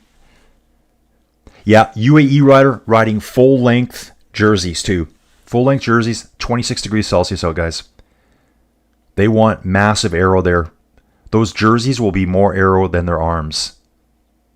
And who's coming next? Another Soudal rider. This is Ashley Molman here. Should say Molman Passio. That must be her married name. Looks like she is on the flat section before the final kick. Yep. There's a hard left bender and then it kicks again right here. At this point here, I think she's only got 500-600 meters to go. So she would have already finished. Her stats will already be up here when I pop back out. Ashley Molman finished 58 seconds back. I'm watching her finish here on the delay. So we got Paula Blassie, Urska Zigart, Erica McNally, top 3. Molman was a constant podium 2023 and earlier. Okay. South African rider here. Once she comes through, I'm going to click on her name right here. Yep. Yeah. Look at her points here. 2023 was technically her second best year. Her best year for points was 2018. She had 1,300 points that year. She's had a lot of really good years. I always wonder about the off years. Okay. I was going to say to myself, what happened in 2020? Boo! We all know what happened in 2020, guys. The worst year of our lives. The worst year of our lives right there. Okay, looking to see if any other names have snuck through, and I don't know who they are. Guys, we've only got 5 riders left to start. Yara Castellan. That was a big name at the Tour de France. Mavi Garcia, climber, big name at the Tour de France. I think she's the oldest winner of a stage at the Tour de France. And notice I didn't say women's. Did you guys notice that? I'm getting better at this. Elise Chabet coming through next. QOM at the Tour de France Femmes avec Zwift. Misha Bredewald in second and Juliette Labousse. She'll be starting in, under 16 minutes, guys. Dudes, get it. Let's go. Oh, nice time here. And I do remember her name, guys. Marais Magering finishes in 5th place for Movistar. Nice finish there. Ashley Molman got 19th, guys. She's in 19th overall right now. Wow. Okay, guys, I'm getting more excited about the race now because I'm hoping they're just going to say, yep, those DQs, forget them. We're going to give them all back to you. Yeah, here's the conspiracy. They don't want us to consumers to lose weight to get faster, just buy faster bikes. Exactly. Guys, take any of these riders, take any male cyclist, put him on a bike from the 90s. You can go out and spend 20 grand on a Pinarello that'll take 8 months to be delivered to you. That's how slow it is, at least here in Canada. And they're going to beat you every time. Every time. They're going to ride old technology. You're going to be on carbon this, carbon that, carbon coming out of your yin yang. They're going to be on aluminum wheels. They're still going to beat you. They're just better. They're faster. They're stronger. One of these days, a 60-kilogram beast is going to be destroyed on one of these rides, and that will be criticized as well. Yeah, dude, then it's became... Dude, there was one I heard yesterday, and this one I kind of rolled my eyes at a bit. I think it might have been Demi saying it. We have to stop talking about weight because of all the young girls that watch. And I'm like, hold the phone. Hold the phone. Guys, I just want to be real. I still think the majority of the people that are watching cyclists are probably dudes. Dudes. We do need more women watching cycling. That's the big issue we're having right now. Okay, really bad transponders are out there right now. We've only got one cyclist out there apparently on this entire climb. I think it's just, yeah, there's a lot of drama between the teams. And again, it was Pauline's team, Visma Lisa Bike, Demi's team, FDJ Suez. That's kind of where this all started. And then everything gets taken out of context. And it's also the media. Guys, I'm on Facebook. I'm not a Facebooker per se. This is now showing Sylvia Perisco out there. Sylvia Perisco, Movistar rider. We got 4 riders still to start. Yeah, so UAE. So Sylvia Perisco is UAE. Let's take a look at her here. 53 kilograms. Specialty is Hills Climber. Kind of more of like an all-rounded rider, I would say. One-day races, GC, a little bit of a TT on her. Yeah, more well-rounded. Okay. And I was probably talking about something that I've already forgotten. Yeah, Wiggins gained about 30 kilograms after pure muscle gains. Yeah, because he tried to get into rowing. So he got bulked up huge. So his natural body frame probably would have tended to be bigger. But he had to shed all that weight. The Movistar rider here, sitting on the ground here. This must be... Is that... Yeah, it's Murray. So this is Murray Margiering here. She was sitting on 54 kilograms, guys. They have to be light. But yeah, so I'm seeing all these things. Yeah, Facebook. I'm seeing all these things on Facebook from cycling media outlets discussing the weight and just trying to stir the pot. It's just stirring the pot. I just want to I honestly want to get on and tell them all off. Like, you're not doing any good. I think some of the cycling media is pure garbage. Pure garbage. It's all just for clicks and this and that. And up at the top here above us, we have the Grand Chamasara. I don't know what that is. There's a radio tower there and a huge platform. Oh, it's just a gondola. Gondola probably for skiing and mountain biking. Phoenix the Koenig rider sitting in the chute right now, guys. Yara Castellan. So yeah, here's the delay I'm on. So she is just leaving now. And then Elise Chabet is going to be going out next for FGJ Suez. So Yara did really well on stage 8. Hopefully they give me... Yeah, I need to see her name over here so I can track her down. Well, we can do it this way, guys. Go to the start list again. FDJ Yara right here. She did really well on stage 8 from what I remember. Stage 8 Tour de France Femmes avec Zwift. Thank you, Zwift, for supporting that race. 5th place overall that day. So I remember it was her and another rider were in like a duo breakaway forever.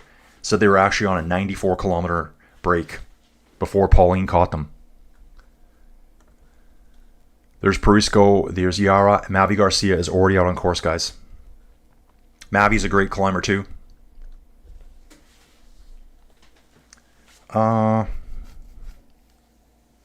Weight loss, another thing. Lance enters the world too. His first book, he famously would check out the asses of us who was fit, thin, and fat. Yeah, and even back then, guys, I brought it up a couple days ago. Could you imagine if someone here like had a fatty nickname for one of the female riders? Like, that would just never happen. The whole world would implode if that happened. Jan Ulrich, they used to laugh in his face about it. You know, like that was the running joke, how fat he got all the time. Hey, there's the chicken man on the corner here. He's on one of the switchbacks. It's like he's in a costume where it looks like he's riding a big rooster, I guess. Maybe it's a mascot of the race or something. Sylvia Perisco here going by here for UAE. Yeah, so Jan Roller got ridiculed for his weight. That's not happening here. They've twisted it all around into like a way of making teams battle each other and just drama. And again, it's a lot of the cycling media outlets saying this. And they keep promoting it. Every time something gets said and twisted, they just keep promoting it for their business. Don here, some of the lady riders started pro racing as a second sporting career, pivoting from other sports. Blassie like a rocket. Yeah, definitely. So right now, okay, the UAE rider, wonder who this is. Huge smile on her face. Love seeing this. This is Paula Blassie here. She's doing a cool down on the side of the road here on like a trainer. That's Paula Blassie. Yeah, she was cheering. Huge smile on her face. Love seeing that. And again, looks like the Movistar team. It is Movistar, right? UAE team, and I think Movistar, they went out with full length jerseys for this event. I guess they thought it'd be slightly faster. Watching Yara Castellan here now.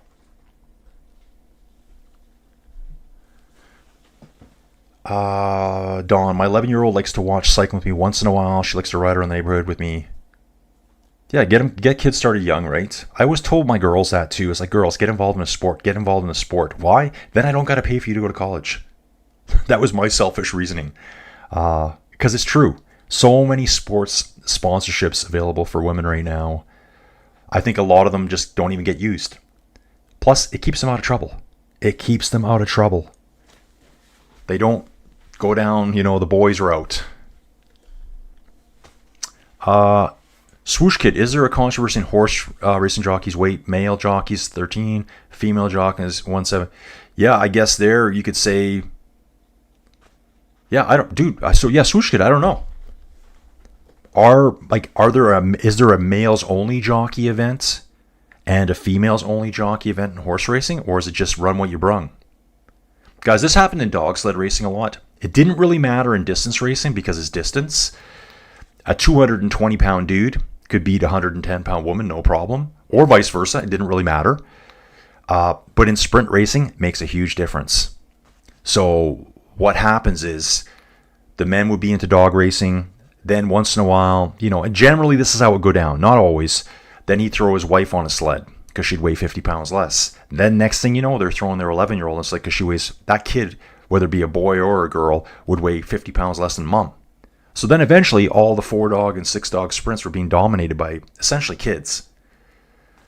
Just jockeys. Jan would try to lose 20 kilograms in May for the Tour de France. That's a lot of weight to drop. But he admitted that he loved to party. He was a huge superstar in his home country. Exactly. He was loving life. YOLO. At least shabby here, guys. 52 kilos. Climber. GC. Hills. First in the mountains classification at Tour de France Femmes. 32 years old.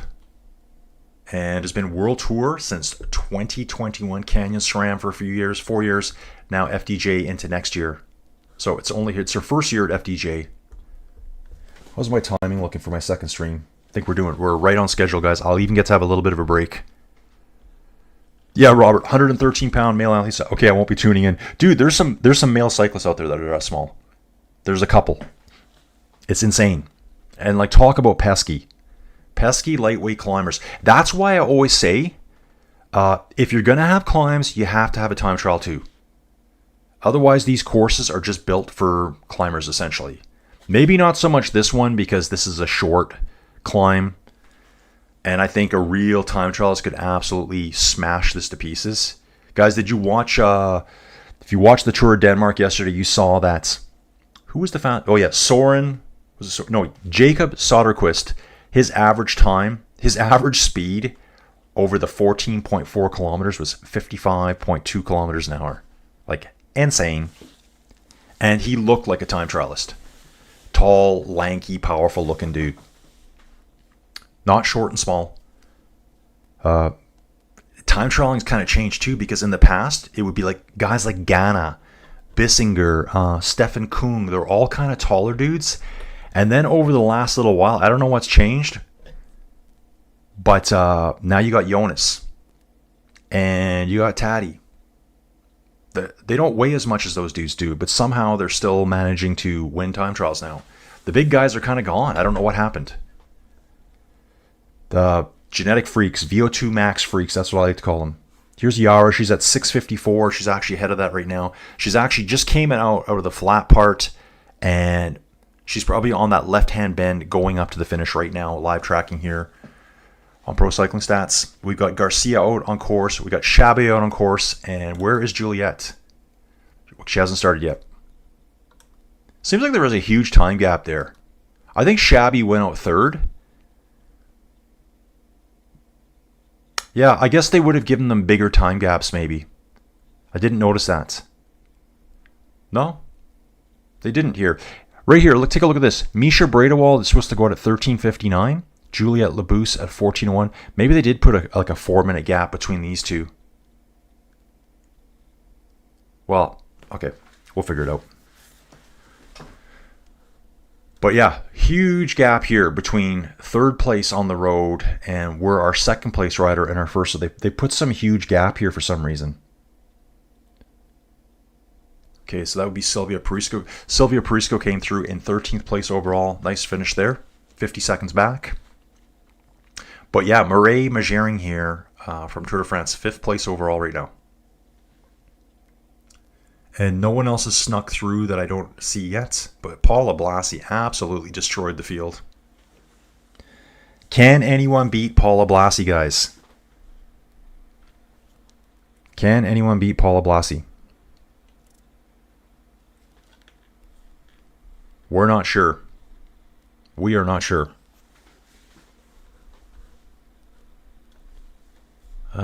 Just gonna... Guys, I'm going to do a quick refresh here on this. I'm not seeing what I want to see. I want to make sure I'm all caught up. Thanks for everyone being here this morning. I know this is a super early start for everyone. But hey guys, it is Friday. Thank God it's Friday. August 15th. I can't believe it. It's 2 minutes to 6 in the morning and I'm still getting it. Yeah, Dawn. I think Poggy is at 140 pounds. Not too skinny, not too heavy. Yeah. Then there's Ganna, who used to win the time trials. I think he's like a 185 pounder. Like, I mean, and even he is very lean. I mean, he's a big guy. I think he's like 6'2", 6'3", that kind of size. 185 pounds, that's pretty lean. Yeah, you're pretty chiseled at that point. But the days of those guys winning, now these riders that are 40, 50 pounds less, I guess they're just big watts per kilo riders, and that helps you get there. Elise Shabby going past the Rooster Man on the side of the road right now. Sitting, getting out of the saddle when she has to. Friday at this race, you know, there's fans here, but I would expect more fans to be here for this event. Definitely the switchbacks are not crowded. We need more cycling fans here in Switzerland. I'm surprised there's not more. Okay, Dream here. Labousse and Bradewald might win this. Okay, maybe that's why they gave him that delayed start there, because you can see here. Let's have a quick look. Okay, Bradewald's just started. Look at the gap they gave between Shabby and Bradewald. That's not 1 minute. That's not 2 minutes. That looks like 5 minutes to me. That's forever. So Elise Shabby, okay, they're behind there on their timing. Yara Castellan, 3rd place, guys. Nice. Having said that, 3rd place is 25 seconds back. 25 behind Paula Blasi in 1st place, and that's an awesome ride by Yara. So I am watching a replay of her finishing here now. She's almost at the finish there. Elise Shabby is on course, obviously. She's over halfway now, I believe. She's 3/4 of the way. She's actually came out of the dip, now taking that final left-hand bend up to the finish line, probably 500-600 meters from the finish. How will Shabby do? I wish we had an intermediate split. Okay, guys, I'll volunteer. If I was there, I'd volunteer. I'll stand at the halfway point with my iPhone and just click, click, click as they come through. I just need start times. Give me a list of start times and I'll calculate it for you. Why couldn't someone have done that? Ben Healy, a small male rider at 65 kilograms, 143 pounds. I think one of the smallest I remember was Pozzovivo. Like, that guy was diminutive. Very small dude. Thor Hushovd, Ondergaard were pretty big dudes, super powerful time trialists. Yeah, it's all kind of changed though. Like just in the last few years. Like, do you guys remember when Filippo Ganna would win time trials?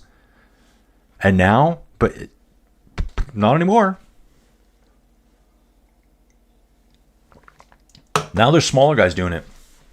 Actually, guys, whilst I'm here, I'm going to do this right now just for fun. Let's see if we can find Dominic. Wrong keyboard, Colin. Wrong keyboard. Dominic. I don't even know if I'm going to spell his name right. Dominic's. Oh, not fun, guys. Not fun doing this in the dark.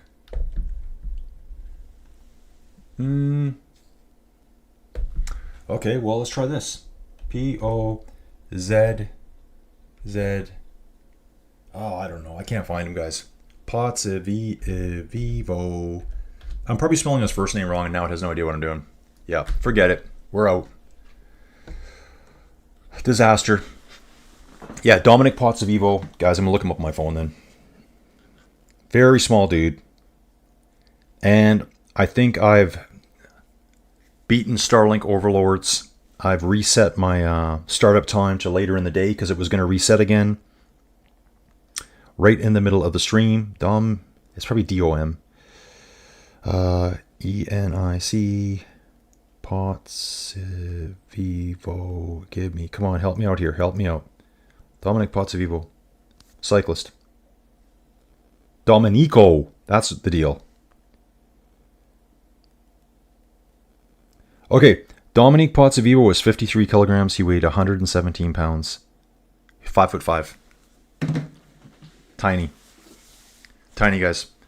We're not seeing any transponders out there right now. Okay, here we are. Bredevald and Labous. So all we can do here is just kind of keep an eye on the gaps. Ooh, and okay, so Yara did quite well. Mavi didn't do as well as I thought she would. 27th, a 12:24 total time. That's 1 minute 6 seconds back. Guess what you got to look at too, guys? There's time trials. She's a really good climber. She might do better on like a road course where there's a climb at the end versus light it up and go. So if we look at Mavi Garcia, again, she doesn't really have great time trialing. She's a really, really good climber, awesome in the hills, great GC rider. Obviously, she'll do well at the time trial, but it's a matter of how well do I pace myself. There's a difference between riding a tough hill like this at the end of a stage than there is riding it fresh at the start. Very hard to judge your effort. And we are just after 6 here. At least Chabe goes through 32 seconds down. So really good time. 8 seconds. She's 8th overall at 32 seconds back. So still we have, okay, we got quite a few of them now under 12 minutes. Looks like we have the top 10 are all under 12 minutes. With Paula Blassi just like absolutely eradicating the field at this point. 17 seconds between first and second is huge. Only got 2 riders left that can beat that, folks. Only 2 riders left. Yeah, Robert, wonder what crank length. I guess everyone's going to shorter crank lengths now. So what does a shorter crank length even do? Does it increase your cadence? Like, is that what it does? If so, I'm out. I don't want that. I like my cadence to be quite, not low, but once I'm into the 90s, I find my heart races. I'm more of like an 80, 83, 85 RPM rider. And if I get into tough hills, I don't care. I don't need extra low gears. I'll just grind through them at 60 RPMs. And I've never had knee problems, and I don't think I ever will. I find if you have muscular legs, your knees are kind of protected from, like your extra muscle there, your muscle mass in your legs kind of protects your knees as is. I've never had a sporting injury like that. Watching Misha Bradenbold right now. SD Works rider. Looks good on the bike here. Looks good on the bike. Straight ahead, straight ahead. Don't look at the camera bike. Motorbike man, leave her alone. Bradelwald. There she is right here. Misha Bradelwald, SD Works Pro Time. From the Netherlands. She's in the national national jersey here. So let's take a look at her. There it is. She's not a road racer. She is a time trialist. First place at the Netherlands Championships this year. Ooh, and a nice time trial too. 31.4 kilometers. Those are nice time trials. Surprised her time trial isn't higher than that. I would say she's a pretty well-rounded rider. She's good in the hills. She's not great on probably the steep climbs, but good in the rolling hills. Who can do it, folks? There they are. Just going to let it play out now. Only 2 riders left. My cadence is 95 to 1-2 on the flats and 70 on the inclines. Yeah, I don't like getting up that high.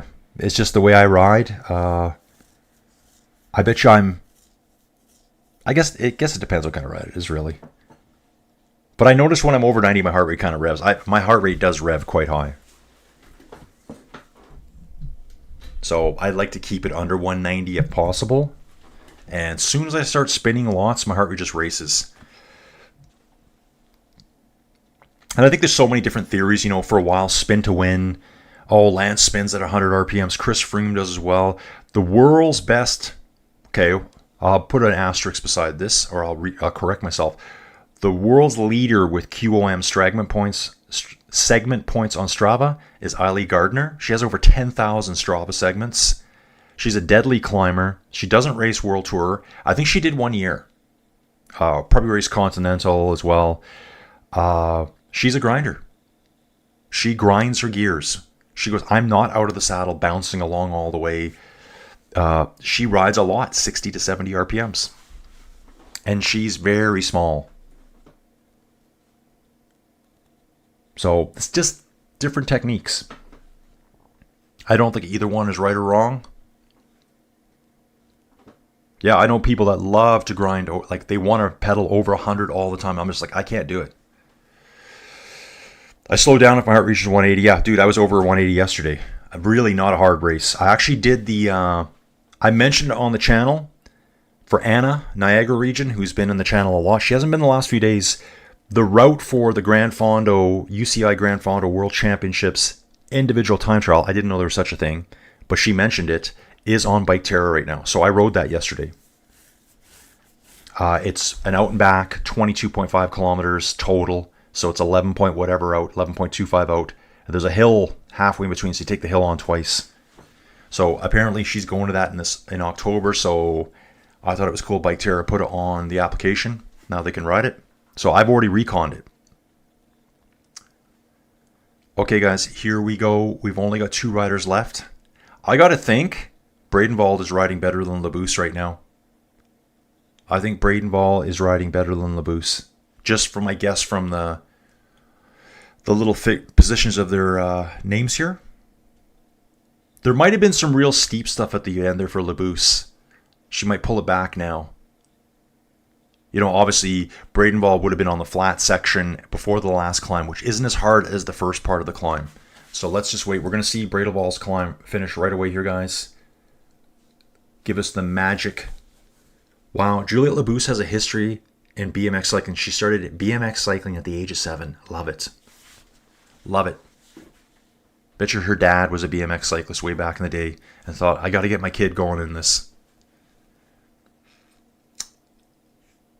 Come on, give us some times. No times yet, guys. Bradenwald is done, just waiting on her time to show up.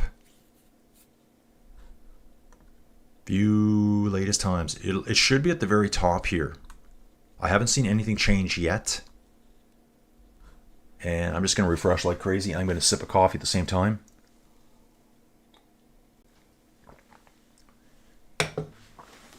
Right now, Paula Blasi, Urska Zigart, Yara Castellan, Erica Magnaldi, Steffi Haberlin, 1st through 5th position here. And we're still looking. We are waiting, guys. Yeah, Dream, you're right. Yeah, different strokes.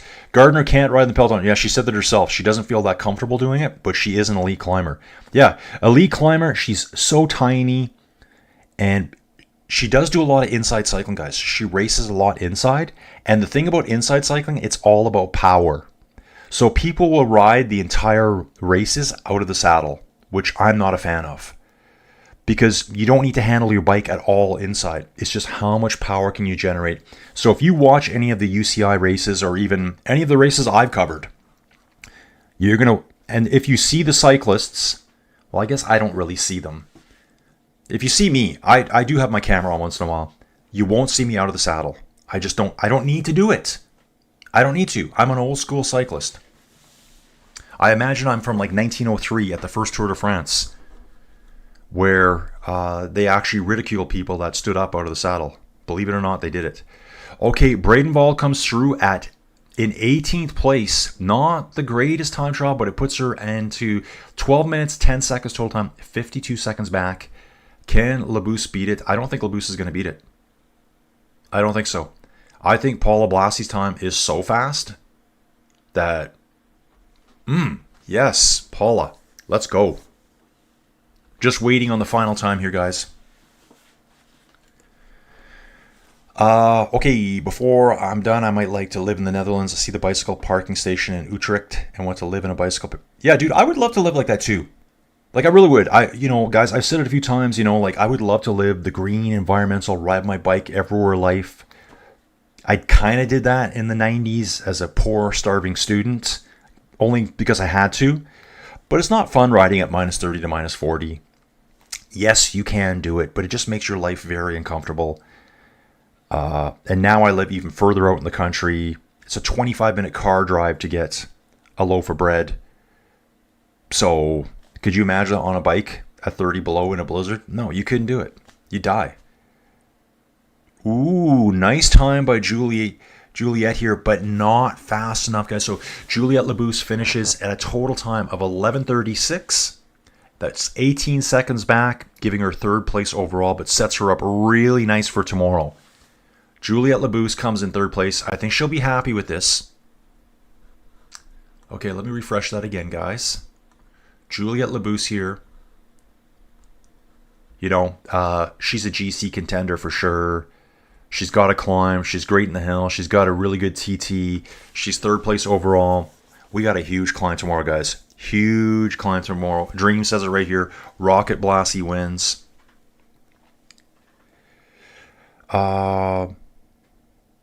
There was a nice interview of Gardner on YouTube. She said it so well. And maybe financially she is well off. Yeah, she's a YouTuber now. She's got a small YouTube channel, I guess, like me. But I think she does a lot of digital content creation. That's her thing. And I really like her. She's straight. She's blunt. She actually called the inside cycling technique of out of the saddle all the time kind of unrealistic. I guess what she meant by that was, yeah, Zigert did a great job too. When you're doing a time trial inside on your bike, because there's team time trials inside, they're very competitive, very strong riders. Everyone's standing up out of the saddle the whole way, which, like as she says, that is not realistic at all. You would all be trying to be as aero as possible. You would not be up out of the saddle trying to generate extra power, because then your time trial would fall apart. Robert's saying, good thing most riders finished better than worst. And guys, I don't know a lot about worst here, so we'll have to let me know. I haven't seen anything show up yet. Oh yeah, Blassie is pretty pumped. I love the fist pump. She's doing one of these, guys. Yes. So, what I think's really neat too is it's a weird sport, and this includes the men too, guys, so don't think I'm Mr. Creeper here. It's weird seeing them without their helmets on, that they actually have hair. That they actually have faces without that. It's the same with the guys for me. I'm like, I don't even know what this dude looks like. And you get him one of his cycling gear, and it's like, oh, he's like a normal dude. So she had her hair down, just different. Intercycling is good for power training. I used to ride spin class in the winter months. I spun 26 miles an hour. Yeah, that's good. A few years back.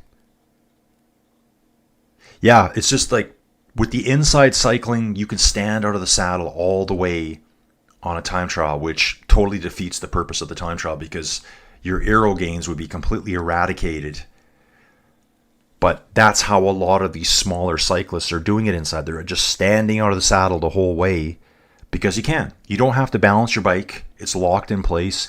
You don't have to worry about bike handling. There's some things about inside cycling I'm like, yeah, that's a bit hokey. And I know Eiley Gardner points it out all the time too. So maybe, yeah, she likes to go outside and just climb by herself, do her own thing. So guys, I'm hoping to see some final results here, but I haven't seen anything yet where they're going to say, okay, we're sorry, we're going to reinstate all these riders. Was there times recorded? I don't see any. I haven't seen any here on Flow Bikes either. If I don't see it on Flow Bikes, I'm going to assume those riders are out. Or maybe they're disqualified from today. I guess what they could do is put their GPS trackers on for tomorrow, but they're disqualified from stage 1, so they never completed the race. Ugh. It looks great on Women's World Tour Racing, doesn't it? Yeah, I'm agitated again. I am now agitated again, guys. So here we got the finished preliminary results. We're seeing it now. Paula Blasi, 17 seconds back. Urska Zigart here for AG Insurance Sudal. Juliette Labousse, FDJ Suez, 19 seconds back. Yara Castellan here, Fenix de Koenig. And we're getting the same results over here, guys, from Flow Bikes. Those 5 teams have been annihilated from the standings. Erica Magnaldi, UAE.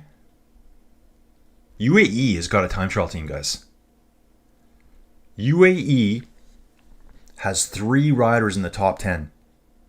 One of them being first place overall. Paula Blasi has 4 career pro wins. So UAE got first place, they got 5th place, and 7th. So that's Paula Blasi, Erica Magnaldi, and Elena Ivichenko. Her time was one of the earliest times too. So, guys, that's part of doing a time trial too. Your starting point can kind of dictate how well you're going to do as well. If you don't know the time checks of other people out there, how well other riders did, you may not go as ahead. Maybe you got a little bit left in the tank. So Elena went super early. She probably could have done better. There was 3 riders, 6th, 7th, and 8th place are all on 30 seconds back, so all within 1 second of each other. Oh, look at this. 0.0% of all the fantasy players picked Paula Blasi to win today. Partially because there's 5 teams that have been eliminated. So here's our GC. Paula Blasi. And she's also Queen of the Mountains. And she's also the points classification. I love it. She's got everything. She is the next Poggy right now. She has the GC. So she's got the yellow jersey, whatever it is they do at Tour Romandie. She's got the points. She's got the QOM jersey. She has the young riders. She is the next Poggy here. Who else am I looking at here? This rider here, Yasmin Lekti, did really good for this continental level team here. I like standouts like that. She's up there outriding the World Tour pros. So this rider here, Yasmin Lekti here, sign her up, boys. Sign her up. Volta of Portugal, Feminina, first place. She was number 1 in the GC at that race. And she's on a continental level team right now. I think that's probably going to change by next year, guys. I could see that happening. Just standout riders like that. Yeah, dude, I am due at Denmark in a few minutes. I got 11 minutes to go, guys. So what I'm going to do is I'm going to jump off here. I think we had a pretty small stream. OG members only here today, guys. OG members only. Thanks for being here, everyone. Yeah, I'm going to go warm up another coffee and get ready for the next race. Let's get it. So that was a lot of fun. Just disappointed. I hope something changes overnight. And she got the name. Okay, what's going on there? Okay, Dream will let me know. Okay, guys, I'm going to jump out of this one. I'll see you again real soon.